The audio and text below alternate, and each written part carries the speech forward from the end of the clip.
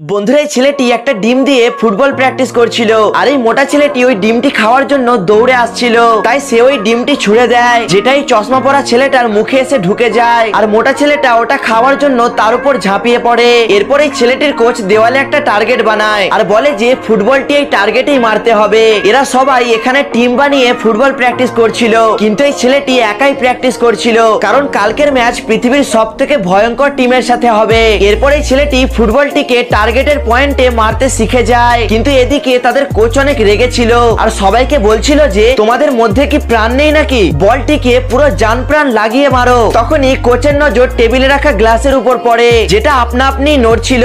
এই সবকিছু এই ছেলেটির কারণে হচ্ছিল। সে বলটিকে এত জোরে মারছিল যে আশেপাশের সবকিছু জিনিস কাঁপতে লাগে আর টার্গেট দেওয়ালটি ভেঙে যায়। এটা দেখে তার কোচ এবং অন্য প্লেয়াররা অবাক হয়ে যায়। কিন্তু এরপর ম্যাচে যা হতে চলেছে সেটা দেখার জন্য এই ভিডিওতে একটি লাইক আর চ্যানেলটিকে সাবস্ক্রাইব করে কমেন্টে পার্ট 2 নিশ্চয়ই লিখে যাবেন।